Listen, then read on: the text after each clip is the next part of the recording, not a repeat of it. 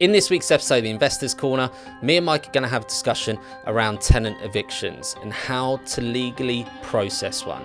Now, we're hearing nightmare stories about tenants that are not vacating properties, rental arrears, antisocial behaviour, but we're also hearing nightmare stories about what landlords are doing to take their property back illegally. So what me and Mike will be discussing is what the procedure is to do it legally, what different types of notices are there to get possession of your property back, and we're also going to talk about how to minimise the risk of an eviction and what measures to also put into place to make sure that you don't have to go down that route. So if you're a landlord, property investor, you've got a portfolio of properties or just a single property that you rent out, then this episode is definitely for you. So sit back, listen to the episode and make sure that you subscribe to the Investors Corner. Welcome back to another episode of the Investors Corner. This week Andy and I are tackling nightmare tenants and evictions. So I guess a couple of anecdotes coming your way somewhere down the line in this episode. Andy, you were quite keen to talk about evictions this week. One, because I guess it's a first-time landlord's biggest worry is non-payment of rent and what happens and how do I get a tenant out if I need a property back. And there's obviously been a lot of news on evictions over the last 4 years since COVID as courts have lost control of their timescales. It was never great in the first place, just to put that in there, but they lost control of where they were. So it'd be good to get an update on where courts are. So where are we going to kick off? So let's kick off with first-time landlords then. So a lot of clients that I've been speaking to currently, that is their biggest worry. You know, if you speak to them about their top two concerns, that is number one, because you hear all of the horror stories in the media, the papers, to say that, you know, tenants have built up rental arrears of £30,000, £40,000, £50,000. It's taken 12 months or more. It is definitely more now, to get their property back. It's been left in a state, etc., etc. So I think the way that, you know, that's having an effect on the market as well, because you've got some people that want to rent out the property and keep hold of their investments, but unfortunately they don't want to take that risk of letting the property and them being in that situation because they've still got a mortgage to pay on the property, right? So there's things nowadays with rent and legal protection cover with it, you know, opting in for that and having that in place so your rent is guaranteed if there are rental arrears or if it does need to go down the legal route. But we never want to get to that stage of having to make a claim on that. So, what I want to talk about, and I think it's important to talk about, is the process of how to issue legal proceedings against the tenant if you're in the unfortunate place where you have to, because some clients that I've spoken to don't mind the legal process because it's clear in their mind of what needs to be done, but first-time landlords don't have any clue, and once you explain it to them and explain what the actual process is, they tend to be a little bit more confident in renting their property, because there's so many things out there, there's so many regulations, there's so many legalities of what you need to know as a landlord, and if you do what the process tells you to do, then it should go smoother and you should get your property back sooner rather than later. But again, courts are in a bit of a mess. It's a bit of a sort of lottery pick at the moment when you're actually going to get a court date and get possession of your property back. But you've got two things. You've got Section 21 notice, which you would have heard a lot about recently because it's part of the Renters Reform Bill that will be coming in at some point, whether that be next 2, 3, 4 years, no one knows yet. It's just been scrapped, so they'll have to start the process again on that. Like I have said in previous podcast episodes, as you can probably tell by my voice, I'm very excited to speak about that subject. But section dying out. You've been dining out on that subject for about 18 months now. Yeah, I need something new to talk about. But yeah, Section 21 notices. Now this is a notice that's used to bring the fixed tenancy to an end if you want your tenant to leave the property. So it's not a notice that you can serve just to get your tenant out if they're in breach of a contract and they're in a fixed tenancy. This is purely just to bring it to an end at the end of the tenancy and protect you as a landlord, in case your tenant doesn't move out for whatever reason. So it's just an end of tenancy notice, a legal notice to bring the tenancy to an end. Then the other notice you've got is a Section 8 notice. Now, this is the one that you can use for various different reasons. You can use it for mandatory grounds in a tenancy agreement. For example, the tenant is 2 months in rental arrears, or it's antisocial behaviour that's been proven that they're causing antisocial behaviour. So there are a couple of mandatory grounds. There are others as well, but you've also got discretionary grounds. So this could be something like they haven't kept the garden tidy, or they're consistently late paying rent, or something like that. Now, on discretionary grounds, more than likely, if you ever get to court on a discretionary ground, the judge would always rule in favour of a tenant and not give you possession of the property back. So it's always better to have a mandatory ground there. Plus, you can use discretionary grounds as well. So if you were serving a Section 8 notice for 2 months rental arrears, then you would also use discretionary ground of persistently paying rent late. So you've got more ammunition to serve that notice for a judge to go, okay, fine, there's a lot of grounds here to get your property back. Now, process is slightly different on them, because Section 21 notice is a 2-month notice that you can serve to end the tenancy. A Section 8 notice can be anything from 2 weeks to 2 months, depending on the legal reasons of why you need the property back. So it could be a faster process that you get your property back, but you need a valid reason for it. So that's where it's good to have an agent involved in managing your property, so they can guide you in the right direction and make sure that you have got reasonable grounds. Now, agents aren't solicitors, okay? So legalities and everything like that on serving the notices and applying to the courts, all of that, you need a qualified solicitor to do that. But an agent can certainly help in that process, making sure that you're guided in the right way, making sure that you're speaking to the correct solicitor, a property solicitor, and gathering all the evidence that's needed for the client and for the solicitor to get that property back as quickly as possible. Now, again, comes back to the court dates. You could serve the Section 8 notice. It could expire in 2 weeks. Nothing's still improved on that tenancy. And then your solicitor can apply for a court date. Average time now to get a court date is probably 8-9 months, if not longer. I guess that's regional specific, Yeah. depending on where you are in the UK. Exactly, yeah.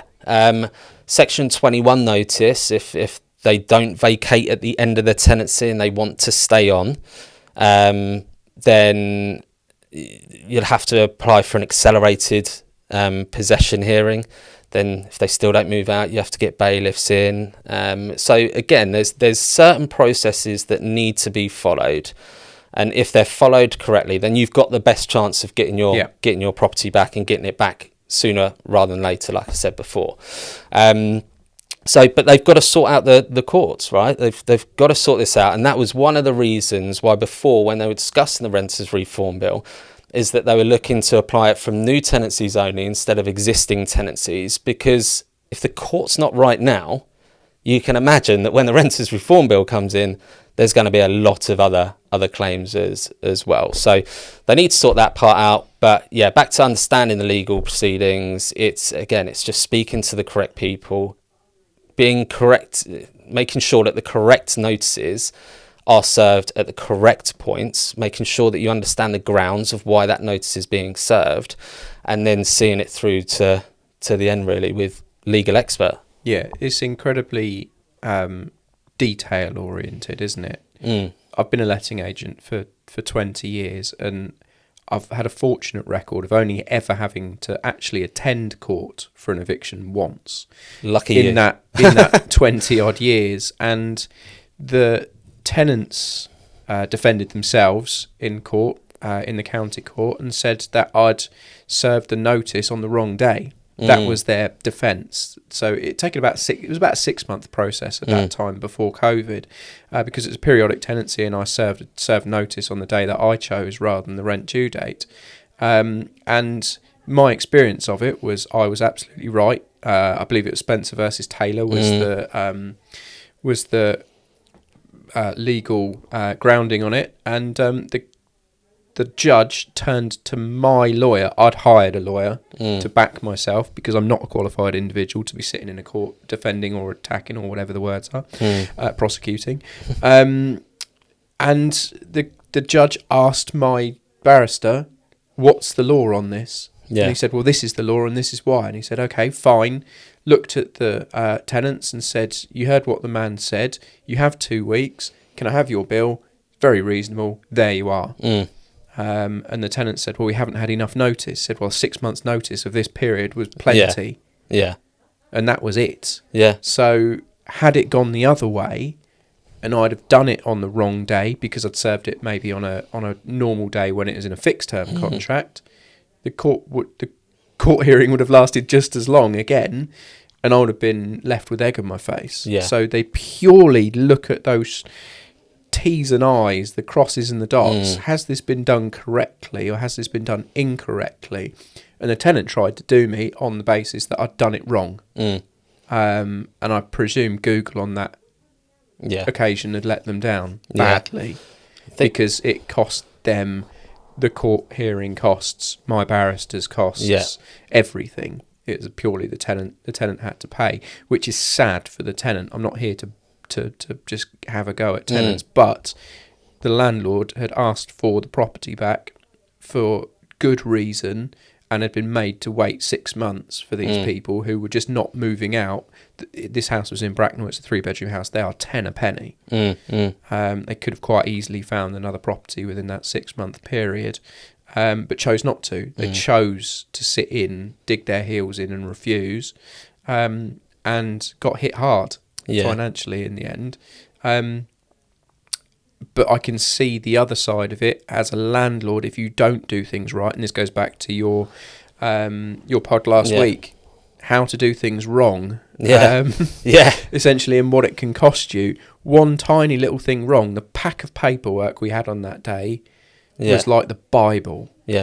Unbelievable. But every single gas certificate we'd ever done, every single record we've ever had, blah blah blah. We didn't need it in the end. It was 90 seconds of court hearing, but if we had, we were there and we were backed on the basis that we knew we needed to get everything right. Yeah, exactly. And again, that comes down to you've got to be pretty sure if you're managing the properties yourself or portfolio, you've got to be pretty sure on the grounds and what's needed to issue a claim. Obviously, most people, probably 99% of people, would always have a solicitor doing that legal stuff for them, and that's great. But solicitors will turn around now and say to you, "Have you got this document? Have you got this document? Did you serve it on this date? Did you serve it on this date?" And if you didn't, you're pretty screwed. And even solicitors will tell you that you're screwed. The process we've got to do is slightly different on this, and it could take 12 to 18 months now because you haven't served it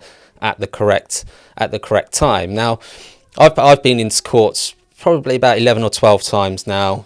I've had a couple that have worked against us. It's a London thing. Yeah, it's definitely a London thing. But I've had some that have gone against us because tenants claimed certain things had happened in the property, which was a load of nonsense. But the judges, in my opinion, my experience, look for any way to back a tenant. Again, it might be a London thing. So if the tenant claims disrepair of a property or claims that he never received a document by post and the tenancy agreement saying that it must be served by first class post or something like that, then again, little things like that could have such a negative impact on you getting possession of that property back, and it could be a further, like I said, 6, 12, 18 months before you go. And you've got breathing space now, so that's in place for a tenant. So if there's any debt, then they could claim breathing space, and then it means that you can't make any claim against the tenant within it's a 60-day period. So now we've got that. So it just makes it more difficult for a landlord to get the property back. If any mandatory ground... That was a classic on the mandatory grounds, wasn't it? You're 2 months in arrears, and then the tenant would clear the arrears the day before the court date, but you still had the discretionary ground of persistent lateness if you needed the possession of the property, rather than just having to serve the notice out of it being a last resort. Because quite often as a landlord, serving notice is the last resort that you fall to either get the property back or get the rent in. Because I've seen that a load of times where a landlord doesn't actually want to kick the tenants out, doesn't want the property back, doesn't want to have to relet it, but all they've got in their armoury is to serve a notice and then retract. Yeah, exactly. And it's you've got tenants out there. Some tenants will play the system. They understand what they need to do, but you've got also some landlords that do things incorrectly, and when it gets to court, I'm in favour of a tenant saying that their landlord's done X, Y, and Z, and the landlord's either trying to pressure them out of the property or harassing them. So you get some cases for landlords, some cases for tenants, but the majority of what I see is tenancies going to court because of rental arrears, consistently late rent, or antisocial behaviour. In my opinion, that's all tenants. So what is a landlord supposed to do in order to get their property back? They can't let it continue. They've got bills to pay, they've got mortgages to pay, they've got a life to live, and that's their income from the property. So again, I've seen some cases where there's been £70,000 rental arrears, and the landlord's got a mortgage on that property, the landlord's lost out. And then we have tenants claiming against the landlord that he didn't do something at the property, which again, like I said before, is nonsense, and they know how to play the system, and they know how to get favour from the judge. So look, not saying that it's all tenants, it's landlords as well, but you hear all these horror stories that have come out recently about landlords getting fined. I've been in situations before where landlords have taken out the double glazing windows, they've taken out the toilets, they've taken out the kitchen, they've turned up to the property, black bags, packed all the tenant stuff out and put them outside. Now those are landlords that... Where does that leave them, Andy? Yeah, I mean they're screwed basically. But yeah, those types of landlords are out there. And those, unfortunately, are the types of landlords that you hear most about. Yeah. And that's probably why we're in the situation now of everyone, not everyone, but governments and activists against landlords because of these horror stories that come out. And a small minority of these landlords that do things incorrectly, unfortunately, have made it difficult for all the other landlords. But yeah, if you're a landlord, don't go start taking out double glazing windows, don't take out the toilets, the kitchens, or anything else. Follow the correct process. Don't get yourself into trouble and make it backfire on It is probably the wildest story you've ever told me, that a landlord went and pulled the windows out of a house. That is... Pulled the windows out. He's a builder, so he got a couple of mates round and took the windows out. So the tenants turned up after work and no windows there. And the tenant was 2 months in arrears, but the tenant had gone through a difficult time within those 2 months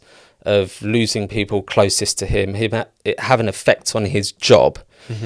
And we were in communication with that tenant, and we understood what what he was going through. So for us as an agent, it was okay. I can understand why this is happening. This isn't happening for no reason, but unfortunately, the landlord didn't see where I was coming from, and decided to take the windows out. So it's an interesting leap in your head, where you go from, okay, the tenant hasn't paid me, the tenant's got personal problems, I'm going to pull the windows out. Why the windows? I'm not it's sure. An interesting. It's just an interesting sort of A to 23 the thought process behind that would have been like, I shouldn't laugh. It's a horrendous thing to happen to someone, especially if they're going through something difficult.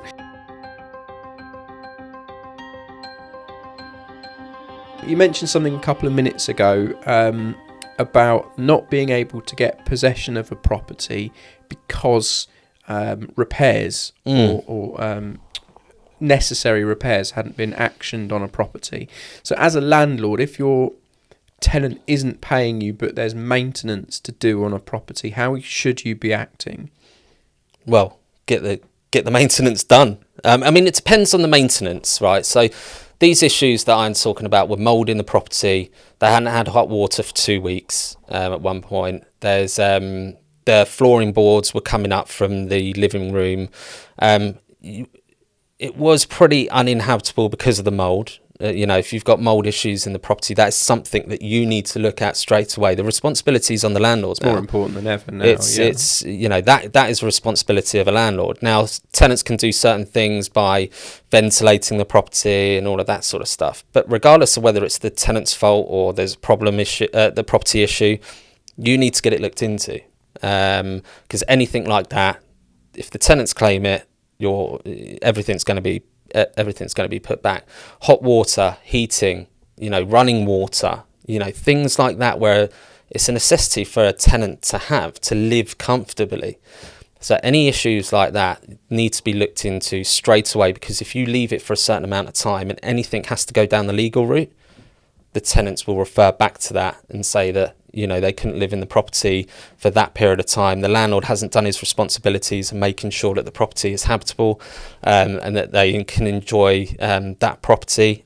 So there's certain things like that where you just need to get fixed. Now, other maintenance issues like the garden's overweeded. It's just, okay, well, that's not really a necessity to sort out. It's tenant's responsibility for the garden anyway. But you do get requests. I know that just sounded like a stupid request, but you do get requests for that. Then that side of things is all right, little things like that. Or if a tenant, if the cupboards in the kitchen are damaged and the tenant wants it fixed and you haven't acted upon that to get them fixed, well, okay, we should get them fixed, but again, it's not a necessity for them to be fixed, because they can still use the kitchen to cook and wash up and other things as well. So, dependent on what type of maintenance is, it comes down to whether it's a necessity or whether it's not. But yeah, any necessity bits like the hot water and the heating, all of that sort of stuff, you just need to get it fixed. I deal with some landlords where they think it's too expensive to fix, or they don't want to get it fixed because they don't believe a contractor's report that comes in to say it needs to be replaced, the boiler needs to be replaced or whatever. And it's just garbage. Those are the landlords that we don't actually want to deal with. No. Because it just causes hassle, and it gets us involved as an agent to say, okay, our hands are tied, we can't really do anything. Well, in certain examples, we just have to overrule and get the work done. Which causes a fallout on the other side, because we know what the responsibilities are. If a qualified contractor's told us there's a part in a heating system that needs replacing because it's causing the tenants not to have heat, and the landlord says no, we end up just getting the work done. And falling out with the landlord over it. Well, it's an agent of necessity, isn't it? That's what they call it. And unfortunately, we have to make that practical decision. Well, we'll fall out with the landlord, or we'll be in breach of the law. What would we rather? Exactly. Which, fortunately, it doesn't happen too much in our roles now. But you get the occasional one where there's just a disagreement on it, and you have to act in the best interests of everyone. And to act within the law is in everyone's best interests, right? Even if it's not what someone wants to hear, you just have to hit him with the bad news. This is what it's going to cost, and it's going to get done. You've appointed me to keep you protected. And that's what I'm doing. And that's what I'm doing, rather than appointing me to make you the most amount of money in the shortest period of time. That's not the first aim. We're providing accommodation for people. Turning it on its head, not quite often, that's the wrong phrase. A well-used phrase is, I'm not going to pay the rent until this is fixed. Which causes that breakdown of relationships between landlords, tenants and agents. I can totally see why tenants would do it. But where does it leave landlords and tenants when you hear that phrase, which I'm sure you've heard before? Yeah, I've heard it before, and that, again, like you said, that tends to be the one that breaks the relationships up, dependent on whether a landlord manages the property themselves or an agent manages for them. I mean, my opinion on that is that, okay, well, we need to go and investigate the maintenance issue. So what should happen is that person from the agency, or let's just say that the property's managed. So we should go to the property, actually look at it ourselves, have a conversation with the tenant, open discussion. There's no, it's us against you or you against us. We'll have an open discussion. We'll give our opinion on things and basically take it from there. Get a contractor that comes out, meets the tenants directly, meets us at the property as well. And again, have an open discussion on, look, tenants, you think that this is wrong with your property. We've got a contractor here with us that has looked at the issue, and this is their findings. Okay, so there's an easy fix. It needs to be done this way. It's all working. Everything's good to go. If you have that where there's an open discussion with contractors, people from the agency, or contractors and the landlord at the property, it tends to get sorted better than what it would do if you're just on the phone saying, I can't see the issue, I don't believe you, I'll get a contractor to come round anyway, and then I'll see what he says, and then I'll call you again and let you know. Because then you're 9 times out of 10 people aren't quite so brave. Yeah, you're just hiding behind phones. It's a keyboard warrior kind of attitude, isn't some it? agents and some landlords do it on an email. It's like, get off the email and go and actually meet your tenants, go and meet the contractors. Some people might not want to be put in that situation, but at the end of the day, you've got to put yourself in that situation, or else your rent's going to be withheld from the tenant. And, people say about tenants, if they withhold the rent, that if they do that and don't pay rent on time, we're not going to provide you a good landlord reference further on down the line. We're going to say that your rent wasn't always paid in full and all of that sort of stuff. But again, if it's a maintenance issue, why are you trying to sort of rile everyone, all of the tenants up by saying that? There's no point saying that until you actually get yourself to the property and go and have a look at the issue yourself and have a face-to-face conversation on it and sort it out there and then. And that both parties are running in breach of a contract at that point for non-payment of rent and for not maintaining the property. So you get to a point where you got two bad guys. And if you ever want to come out of anything right, I'm a firm believer in karma points. You've got to keep squeaky clean, because if you don't, then it will be held against you at some point in your life. So sometimes you have to just bite down on your tongue, and even if you don't like that person, just get the work done in order to get the rent paid, or get the work done. And if they still don't pay, then you're in the right when you look to serve that paperwork. Because if you leave it as a deadlock, it ain't going to work for either party, I don't think. Yeah, and that comes down to communicating. So if we're talking about measures to potentially avoid the legal route and have that relationship with your tenants so everything goes smoothly, so when the tenancy does come to an end, you need the property back, then they'll quite happily go and they'll find somewhere else because you've been a great landlord. But if you're just communicating with your tenant, you're doing your property inspections, you've got that relationship with them, everything is a lot easier. And I think people have this perception of, you've got a tenant, you've got a landlord, they're all against they're against each other. Landlords don't like when a tenant has to raise a maintenance issue because it's costing them money, or tenants don't like a landlord when they need to come in the property and have a look at it and all of that sort of stuff. But that's not the case at all. If we look at most tenancies out there, especially ones that I've dealt with, is that they've always had an amazing relationship because you've got an agent in the middle that keeps that relationship going and goes to the property. And if you've got tenants that end up in situations where they've either lost their job or they've gone through a split up, or a life event has happened which means that they can't pay the rent for a month or maybe longer, well, we're in communication with that tenant, so we're all trying to work together to get the right outcome. And if it means that we don't get the rent for a month, but next month you get 2 lots of rent, well, so be it. That's the just overwhelming it. experience I have, is that tenants will let you know in advance that there's going to be an issue.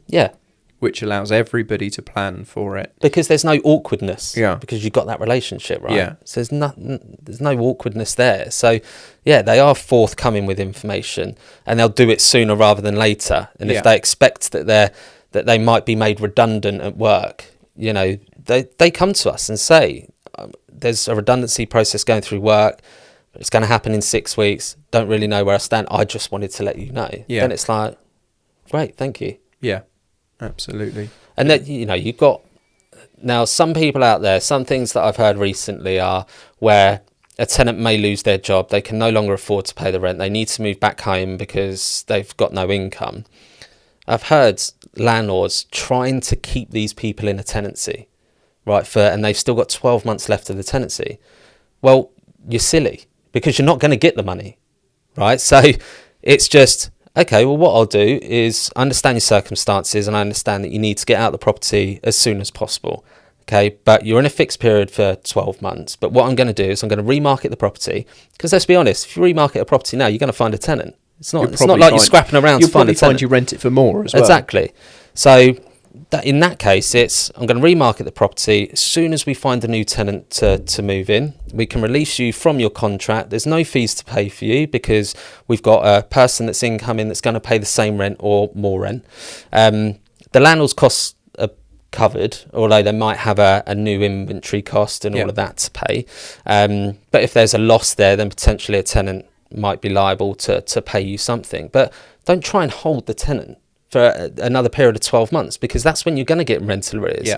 That's when you're going to take the legal process. That's when you're going to wait for your property to get back, because now the tenant knows, oh, well, I'm not paying the rent. I might as well just stay here until it goes to court. So it's just, you know, you've just got to make sure, again, that you're communicating with the tenant, that you're being flexible with the tenant, and trying to work with them rather than against them. Yeah. And it's your investment at the end of the day. It's your asset.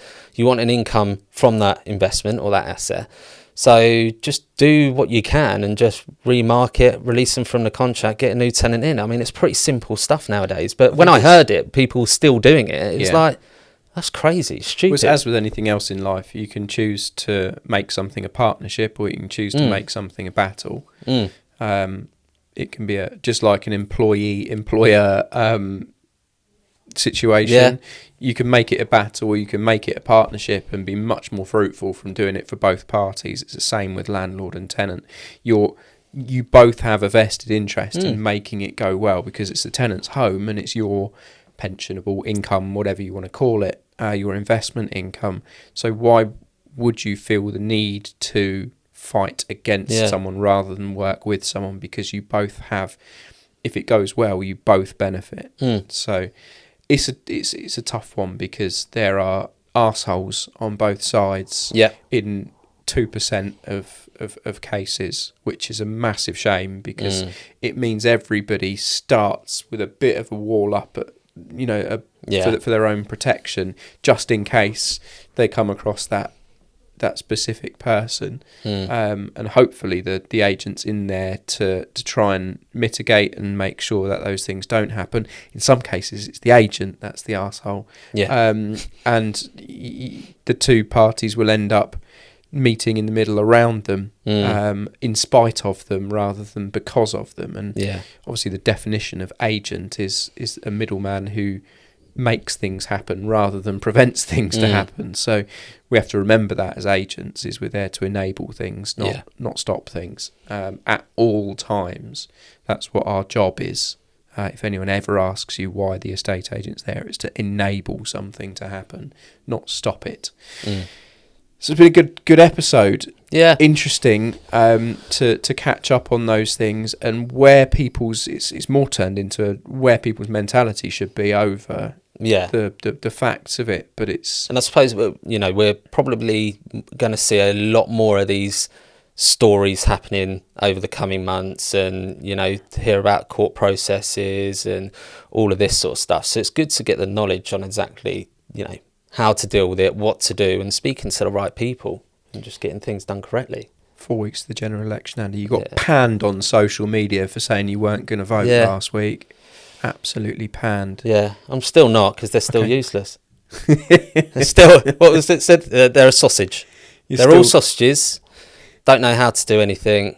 I'm not voting for any of them. still totally disenfranchised. Yeah. So if anyone from the Wokingham district electorate would like to contact Andy to convince him that his vote's there to be won. I think it's more Lib Dems in Wokingham.